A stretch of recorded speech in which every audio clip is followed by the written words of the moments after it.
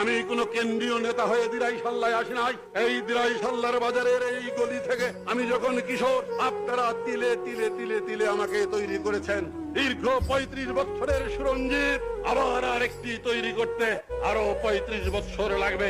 আমি জানি না আপনার এই সুরঞ্জিতকে তৈরি করে যে গাছ তৈরি করেছিলেন, এই গাছ যখন ফল ধরেছে, ফল যখন পেকেছে, আওয়ামী লীগ যখন ক্ষমতায় যাবে, আপনার প্রতিনিধি যখন সরকারে গিয়ে এলাকাকে উন্নয়ন করবে, কেন কোন অপরাধে আপনি সেই গাছ কেটে ফেলেছেন সে বিচার আপনারা করবেন। তবে যদি এই হয়, আমি গ্রামে গঞ্জে গিয়ে শুনেছি সেখানে কোনো রাজনীতির কথা ছিল না, ছিল কত বিভ্রান্ত মিথ্যা কথা।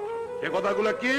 কথাগুলো ছিল আমার গরিব জেলে ভাইদেরকে, সাধারণ কর্মী এবং খেটে খাওয়া মানুষ, শ্রমিকদেরকে বোঝানো হয়েছে যে যদি নৌকা পরাজিত হয়, যদি আওয়ামী লীগ পরাজিত হয়, তাহলে এই দেশের মানুষ সমস্ত জলাশয়ে মাছ ধরে মুক্তভাবে খেতে পারবে।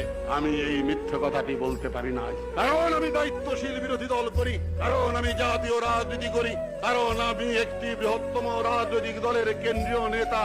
সুতরাং আমি জানি সরকার আছে, আইন আছে, নিয়ম আছে।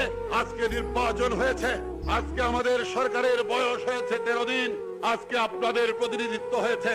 ওই আপনারা কি মুক্ত মনে যার বিলে গিয়ে মাছ ধরতে পারেন? পারেন না, পারতে পারেন না। দেশের প্রচলিত আইন এটা হয় না, এটা হতে পারে না। বোঝানো হয়েছে গ্রামের নিরীহ কৃষকদেরকে, তাদেরকে বোঝানো হয়েছে কি? বোঝানো হয়েছে যদি রঞ্জিত বাবু পরাজিত হয়, তাহলে দিরাই সাল্লায় চুরি হবে না, দরজা খুললা ঘুমাইবেন।